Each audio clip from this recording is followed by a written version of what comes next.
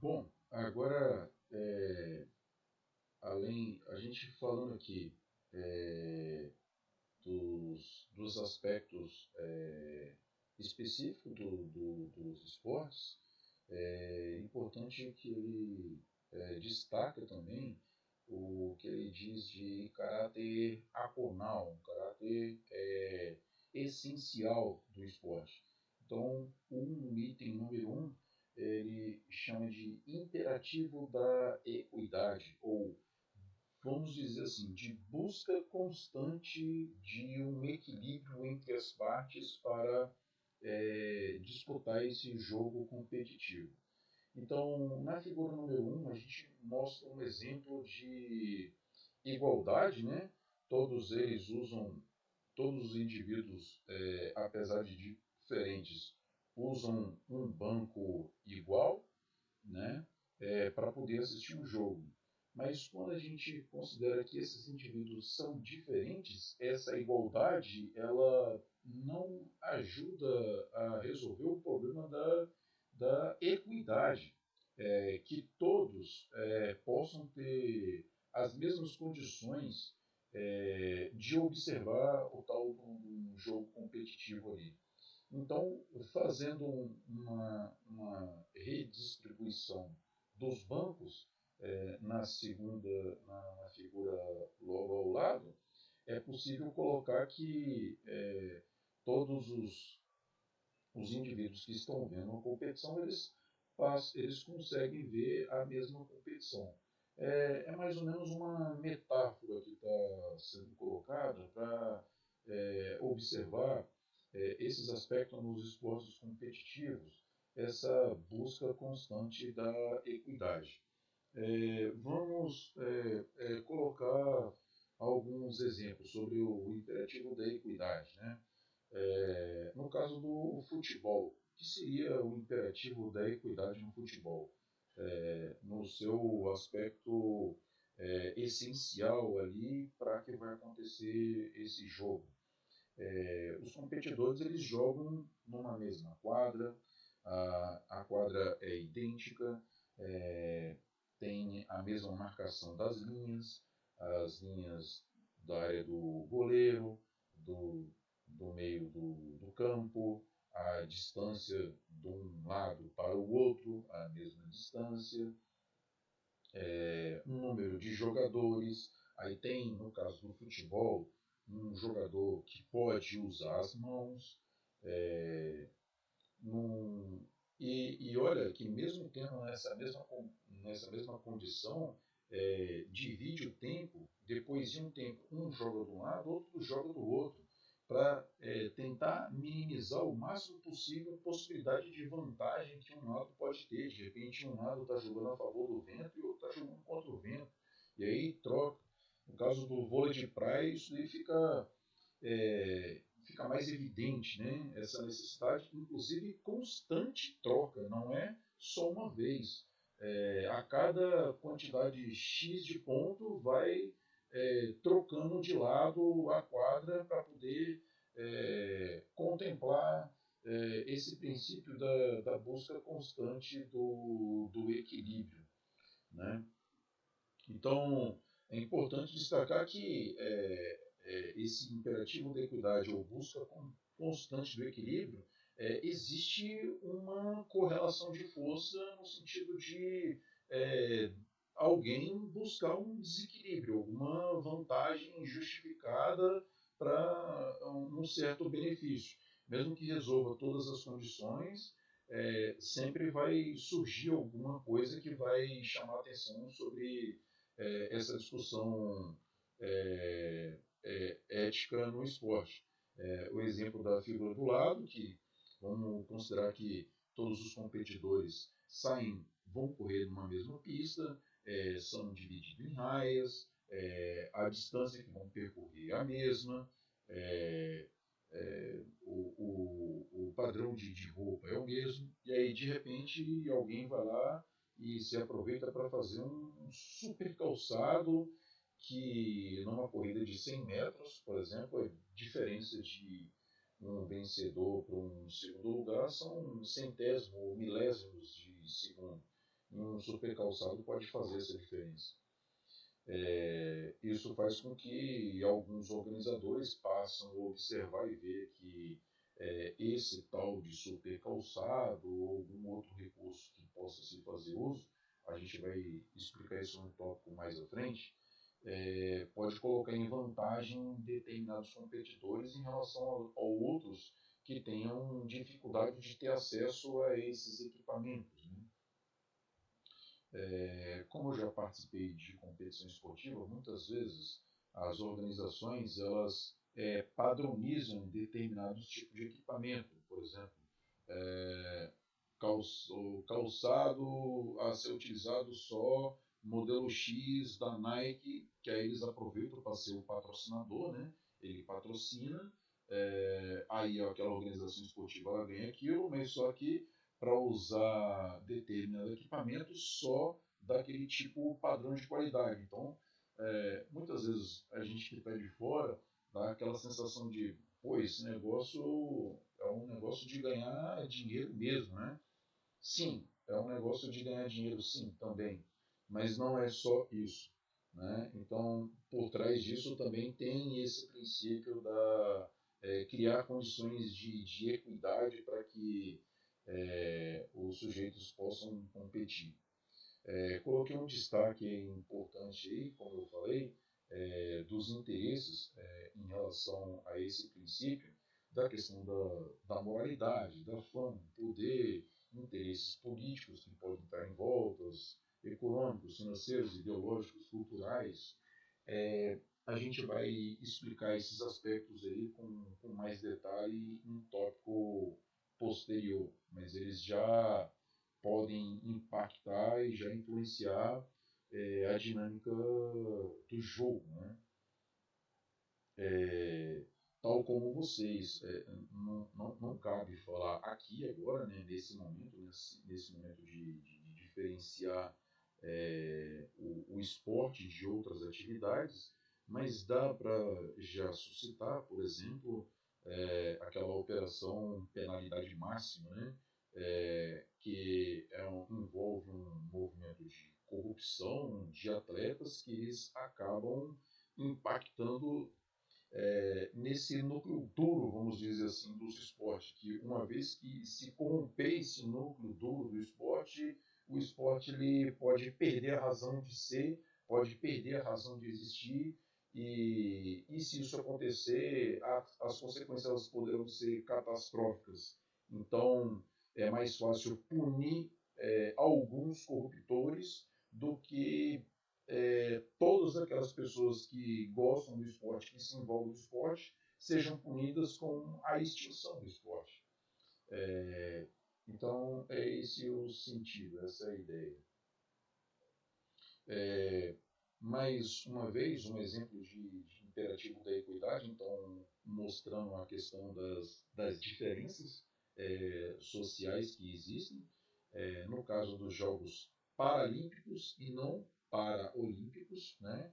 O jogo goalball, os indivíduos usam uma, uma, uma venda nos olhos, inclusive as diferenças que podem haver entre sujeitos que têm baixa visão, moderada visão ou, ou, ou cegueira completa, né? Então colocam um equipamento para que todos façam a competição nas mesmas condições. Então isso aí também é mais um outro exemplo do imperativo da equidade. Agora, para mostrar aqui alguns exemplos, vamos dizer assim, exóticos, né, interessantes, que uma vez satisfeitas as questões da busca da equidade, depois vem o imperativo da excelência, ou a busca constante pelo destaque. Na primeira imagem aí, eu coloquei para vocês verem os atletas fazendo uma competição de corrida, né, de atletismo, e um indivíduo que parece que ele não estava participando da competição. Vocês podem depois conferir no link abaixo. Simplesmente viu que tinha um competidor que ele não teria como vencê-lo, porque ele estava numa condição muito desigual do outro. Surgiu um outro indivíduo no meio da competição, não sei como, e simplesmente meteu a porrada nele. Meteu a porrada e ele caiu. Então, para ganhar essa competição aí, só se quebrar a cabeça desse cara aqui para poder vencer. Então, para vocês verem bem que essa questão da busca pelo destaque, então, envolve questões morais, sim, da gente ver até que ponto vai o nosso comportamento, a nossa conduta, e em relação a essa questão da busca pelo destaque. É, e um exemplo bem diferente, e eu procurei colocar num tipo esportivo competitivo semelhante, que é o atletismo e a corrida de longa duração, em que na segunda figura um atleta, não lembro de que país da África, mas ele tinha entendido que tinha cruzado a linha de chegada e começou a andar. E atrás estava vindo o seu adversário, e ao invés do adversário ultrapassar ele e vencer a competição, ele sabia que o corredor da frente ele tinha os seus méritos para vencer e condições muito melhores que a dele para vencer. Ele simplesmente, ao invés de ultrapassar, ele ajudou e orientou o competidor da frente, que ele não tinha ultrapassado a linha de chegada, e ele não ultrapassou aquele que estava à frente dele. Ele guiou o que seria considerado o campeão para continuar na competição e ser o campeão. Ocorre que esses exemplos aí entre outros, chamam a atenção e o destaque desse aspecto que tem um conteúdo moral dos esportes que a gente pode observar e usar como um parâmetro de análise, de reflexão. Né?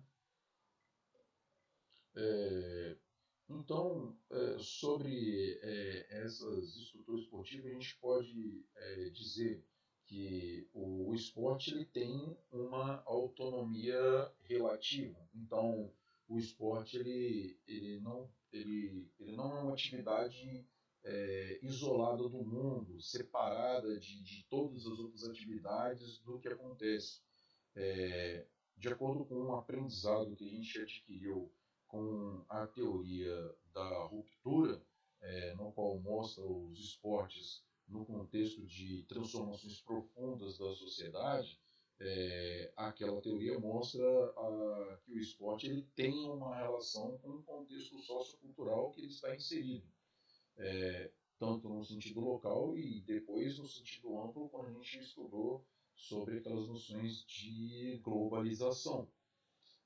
Inclusive, essas influências acabam impactando no tipo das regras que vai regular os jogos, o tipo de norma de comportamento daquela comunidade em que aquele esporte, aquele grupo de indivíduos que se juntaram para poder praticar o esporte.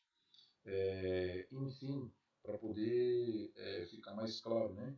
A cultura esportiva ela não é uma ilha isolada da sociedade.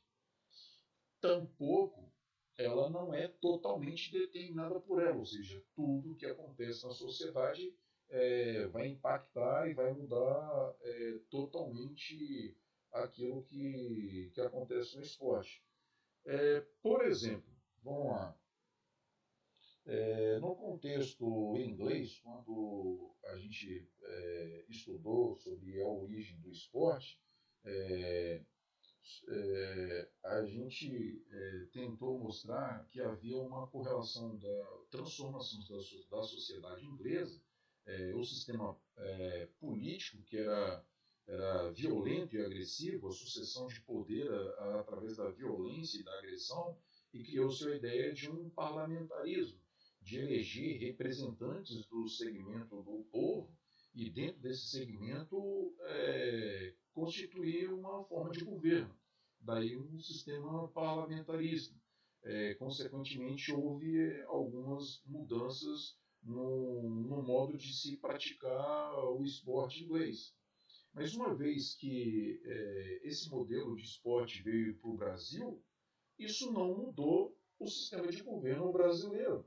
Por que o sistema de governo político brasileiro não é parlamentarista? Eu deveria fazer. Então, observo que o que acontece no contexto esportivo, ele não é capaz de mudar totalmente o que acontece na sociedade. Então, tem determinados aspectos que são que acontece ali no esporte e parece que fica por ali. Seria muito bacana que essa ideia do comportamento cavalheiresco ele se expandisse para toda a sociedade como um todo. Mas parece que isso não é bem assim.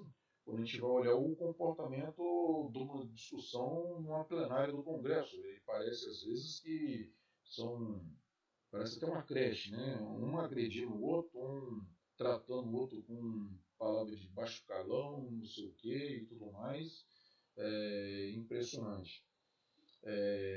Mas o esporte, como a gente falou, ele também não é uma atividade única e isolada da sociedade. Tem determinados valores da sociedade, como a gente aprendeu anteriormente, é, o aumento da sensibilidade, do controle dos indivíduos e da violência vai impactando no modelo que esse esporte vai acontecendo.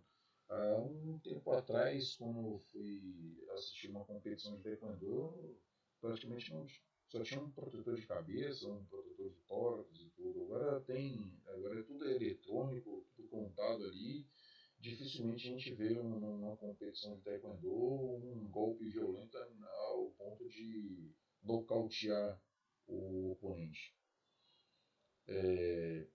E esse comportamento cavalheiresco, que eu estou chamando, que isso parece que é o que está no coração do esporte e é o que orienta o olimpismo, é o que orienta os Jogos Olímpicos, é o que deveria orientar os Jogos Estudantis, é o que deveria orientar o esporte num contexto escolar, numa educação esportiva para que todos aprendessem esse espírito esportivo, todos seja o professor, seja o treinador, seja o atleta, seja o torcedor, todos aprenderem esse espírito esportivo. A gente vai ver um pouco mais à frente por quê. Por que isso? Então, esse espírito esportivo ele pode mudar de acordo com o tipo moral do indivíduo, a gente vai ver logo em breve, a modalidade esportiva, né? Cada modalidade esportiva tem uma forma típica de mostrar esse comportamento cavalheiresco. Já dei alguns exemplos sobre a relação que um competidor tem com uma arbitragem quando estranha um tipo de decisão. No caso do futebol, um jogador já chega, já vai falando direto com o árbitro, outro também, daqui a pouco o técnico também e tudo mais. Já numa competição de lutas japonesas, tal como o karatê, ou coreana, tal como o taekwondo, se houver algum pronunciamento, alguma fala desse tipo, o atleta ele é punido até o nível de ser desclassificado. Então, essa maneira essas regras de comportamento, ela vai variar de acordo com o tipo de modalidade esportiva, porque dentro dessa modalidade esportiva tem vamos dizer assim, uma cultura originária, né, que dá um modus, um, um tipo de comportamento padrão, vamos dizer assim, que acaba se repetindo no geral daquela modalidade. e o contexto ao qual aquela atividade também está inserida, isso também pode variar é, a ideia desse espírito esportivo. Então, para a gente avançar sobre essas noções da ética esportiva, eu procurei da Costa, vocês podem olhar nas referências lá mais atrás, sobre o significado de moral, ética e depois ética esportiva. Segundo esse autor, é, é, eu preciso dizer, segundo esse autor, porque existem muitas definições sobre ética e moral, se vocês procurarem pela internet, podem ficar até confusos. Então, essa aqui acho que é a maneira que eu coloco, que eu consegui me convencer melhor e que se encaixa com essa estrutura sistemática que eu estou apresentando sobre noções de uma ética esportiva. Então, a moral está relacionado aos valores, aos costumes, à conduta, ao comportamento do indivíduo, os valores orientadores da conduta do indivíduo ou de um grupo de indivíduos, que vai determinar para que direção se vai fazer, que vai dizer o que é certo, o que é errado, o que é justo, o que é injusto, o que é verdade, o que não é verdade. É, São esses valores que orientam a conduta que a gente chama de moral. Agora, a ética, é, ela não quer, ela não se refere à obediência das regras. Ela é fundamentalmente a reflexão sobre essa moral, a reflexão sobre esses valores. É a capacidade que o indivíduo ou o próprio grupo tem de fazer uma reflexão sobre esses valores que orientam a conduta humana. Se começar a se questionar o porquê de um determinado jeito e não de outro.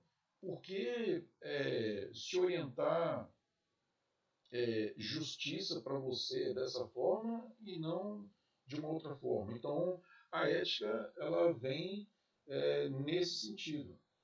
E, inclusive, é bom colocar um objetivo, sempre procurando observar o bem viver, ter a vida. Então, não é uma reflexão sem finalidade, né? Porque você pode ter um código moral de assaltante de banco e você vai fazer uma reflexão moral sobre a conduta dos assaltantes de banco. Eles vão fazer essa avaliação e podem fazer essa avaliação, podem fazer essa reflexão para se tornarem mais eficazes ainda. Então, eles estariam se orientando por uma moral, mas aí, quando a gente coloca esse objetivo da ética orientado para o bem viver e para uma vida boa no sentido coletivo, do bem comum, então essas reflexões que um grupo de contrabando, de assaltantes ou que fogem dos costumes pró-sociais, a gente pode dizer que essa reflexão que eles estão fazendo não é ética. Não é uma reflexão ética. Apesar de fazer uma reflexão sobre os valores, não é orientado para uma vida boa no sentido comum, do bem comum. Nesse sentido, se constitui, então, códigos de conduta e códigos de reflexão sobre a conduta em vários sentidos. Daí a ética estudantil, a ética profissional, a ética do setor público, a ética empresarial, a ética ambiental e, para a gente falar sobre o tópico que a gente está fazendo aqui, da ética esportiva. Só para destacar uma questão importante dos estudos que eu tenho feito, em relação à ética estudantil.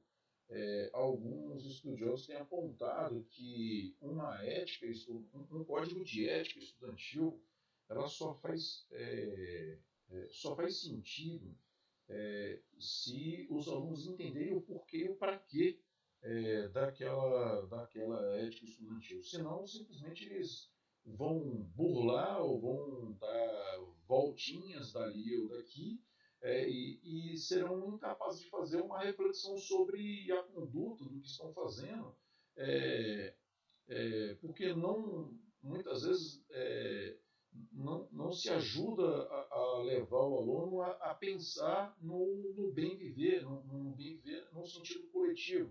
E muitas vezes essas normas de conduta que estão previstas ali se pensam nesse sentido, só que, como o próprio Coubertin disse, ninguém vai aprender isso de maneira automática e sozinha. Só para a gente exemplificar, no caso de uma ética esportiva, é, eu vou falar dificilmente para não dizer que é impossível, eu identificar um grupo de jovens que vai praticar um esporte, que vai jogar bola, pensando em ser cordial, ter um comportamento cavalheiresco, melhorar a personalidade, melhorar o caráter. Isso daí depende de pessoas externas que possam vir a provocar esse tipo de reflexão sobre a moral que está orientando a conduta deles ali diante daquele jogo. Então, isso não vai acontecer sozinho. E é nesse sentido que eu estou explicando aqui, trazendo noções de uma ética esportiva para vocês entenderem o porquê e o para quê dessa ética esportiva.